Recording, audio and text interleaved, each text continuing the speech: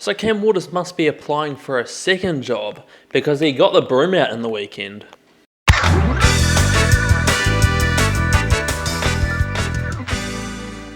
Supercars has been and gone for the weekend. Yes, that's right, we are back. The Sydney 500 has concluded and I will be reviewing how the races went, and because I want to, I will also be reviewing the Super 2 round. If you like these round reviews after every weekend and you want to see more, give a like and a subscribe. The support would be very much appreciated. So for the Dunlop series, there has been a lot of change. I did a full preview of the series on my YouTube, so go find where that is. Anyway, race 1 was dominated by Kelly Racing's new driver Cameron McLeod. He got his first pole and his first win of the series. It was actually a very clean weekend, all things considered, for both races. Race 1 especially, which had nobody retire, which was the first time that's happened for a while. Race 2 would have another new pole sitter, Cody Bircher, who has recently upgraded from the Super 3 class, and there'll be a new race and round winner. No, it's not Cody Bircher, it would be his teammate Jordan Sinney, who has been quite flying under the radar for the first few years of Dunlop Series racing, but he's back for year 3 at Eccleston Motorsport and starting with a bang, being the points leader. Cameron McLeod would get second place in the round after a drop off for race 2, and third in the round would be a massive surprise, Ben Gomersall for Triple Eight Race Engineering. Yes, he's in a Triple Eight car, but there was not much expectation with him. I thought he was going to get out-muscled by Jackson Walls easily, but he held his own and had a great round. Like I said, it was a clean weekend for the Dunlop series, with Bailey Sweeney being the only retirement, and that was due to a mechanical failure, and a lot of those established names really didn't get off the mark very well. Jared Hughes' best result was 13th, and Campbell Logan, who is driving a brand new car, his best result was 15th, so not a good start to the season for both Jared Hughes and Campbell Logan, who is now the leader at Walkinshaw Andretti United. Their next round of the championship will be round 4 for Supercars, so at Tasmania. Anyway, on to the main game. Race 1 was a quick 100km race on a Friday, and a lot of people were busy complaining about a Friday race being so short, but then again, we could have had a 30-minute practice session, so either. Kai Allen had a bit of a slow start from 10th position in qualifying, but the Red Bulls had their own issues.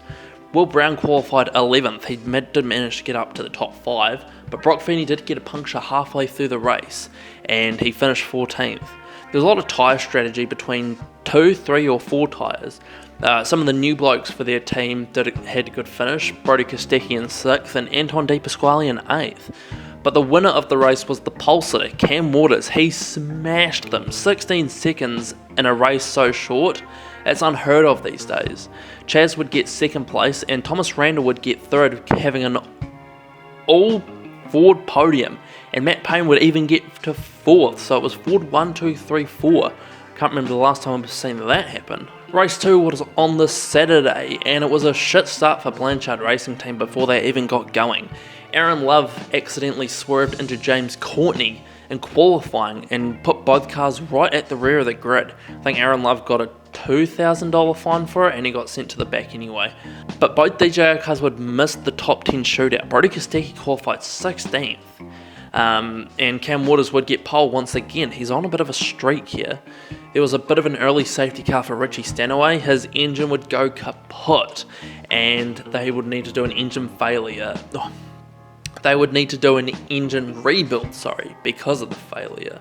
It was a good race in the middle between Cameron Waters and Brock Feeney. Brody Kostecki, for his pit stop, did do a bit of a Lewis Hamilton 2013 when he pulled into his old team's pits, so that was quite funny. New fuel churns for the teams have given multiple strategies on how to use that fuel throughout the race. There's no minimum fuel drop anymore, which is good, thank fuck for that. But the fuel churns have a bit of strategy. Do you want to put more in at the first stop or more in at the second stop? But there may not be a minimum fuel drop anymore. Still have to get to the finish. Don't want to run out of fuel. And with 5 laps to go, there was a hell of a fight. Brock Feeney and Cam Waters would make contact going into turn 4, and Waters would readdress the position according to race control. Will Brown would catch up, but not take too kindly to the readdressing. It was a bit of a sloppy effort, but he did get it readdressed and the race continued. They were fighting neck and neck, and with literally meters to spare, because of a bump from Will Brown, Cam Waters actually out-dragged Brock Feeney in one of the best finishes to a Supercars race I have ever seen. And it gave Cam Waters a big boost going from Saturday night, and the headlines from this race would have been massive. This is also the closest ever finish for the top 3 positions in Australian Touring Car Championship history. Race 3 notables. Well, Waters and Feeney were on the front row again. It was a routine race with strategy, with the undercut and overcut, the usual stuff. Like I said, the fuel churns did play their part. So much so that Cam Hill got penalised for dragging one down the pit lane. He almost actually exited the pit lane, and the Triple Eight guys right at the end did help out Matt Stone Racing by getting that fuel churn out before they got there. There was rain forecasted for the whole of the race, but around lap 40 is when it came. So with 12 laps to go, it started drizzling. And Bryce Ford was out there for as long as he possibly could. He pitted with probably 7 laps to go, and then literally 2 laps later, the rain really started coming down. Brock Feeney was in a solid 3rd position, but unfortunately he got tangled with Cooper Murray, who was yet to make his 2nd pit stop.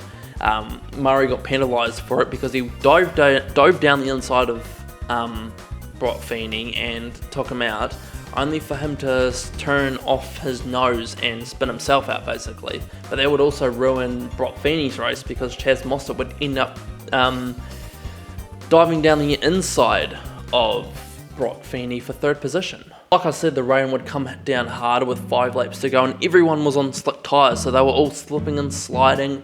Brodie Kostecki did manage to get past Brock Feeney for 4th position, but no one was going to stop Cam Waters. He actually eased off and still had about 9-second gap to Will Brown, and he swept the weekend.